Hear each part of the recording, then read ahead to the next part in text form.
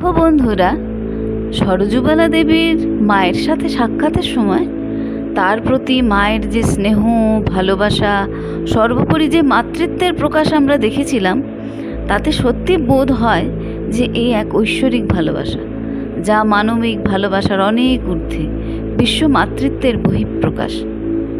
আমরা আজকে সেই বিশ্ব মাতৃত্বের আস্বাদ নেব মায়ের সাথে তার তৃতীয় সাক্ষাতের মধ্যে দিয়ে।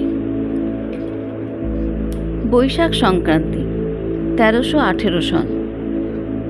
আজ গিয়ে মাকে প্রণাম করতেই মা বললেন, এসেছো মা?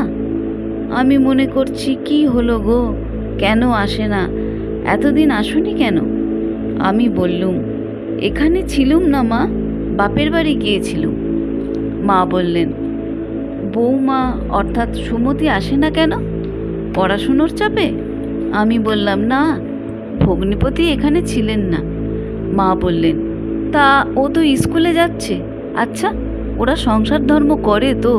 আমি বললুম, কাকে বলে সংসার, কাকে বলে ধর্ম তা কি জানি মা, আপনিই জানেন। মা একটু হাসলেন।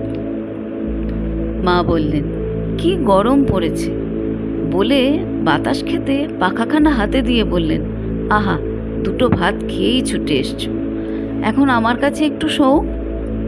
মাকে নিচে মাদুর পেতে দিয়েছে, তার বিছানায় শুতে সংকুচিত হচ্ছি দেখে বললেন, তাতে কি মা, শোও, আমি বলছি শোও। অগত্যা শুলুম। মার একটু তন্দ্রা আসছে দেখে চুপ করে আছি। এমন সময় একটি স্ত্রী ভক্ত এবং শেষে দুজন সন্ন্যাসী নিয়ে এলেন, একজন প্রৌঢ়া, অপরটি যুবতী। মা চোখ বুজেই বলছেন, কে গো মা, গৌরীদাসী এলে? যুবতী বললেন, আপনি কি করে জানলেন মা? মা বললেন, টের পেয়েছি। কিছুক্ষণ পরে উঠে বসলেন। যুবতী বললেন, বেলুড় মঠে গিয়েছিলুম, প্রেমানন্দ স্বামীজি খুব খাইয়ে দিয়েছেন, তিনি থাকলে তো না খেয়ে ফিরবার উপায় নেই। যুবতী সিন্দুর পরেননি দেখে মা তাকে একটু বকলেন। পরে সৃষ্টিমায়ের কাছে আমার পরিচয় নিয়ে গৌরীমা একদিন তাদের আশ্রমে আমাকে যেতে বলে বললেন, সেখানে প্রায় 50-60 জন মেয়েকে শিক্ষা দেওয়া হয়, তুমি সেলাই জানো? আমি সামান্য কিছু জানি বলাতে তিনি তার আশ্রমের মেয়েদের তাই শিখিয়ে আসতে বললেন।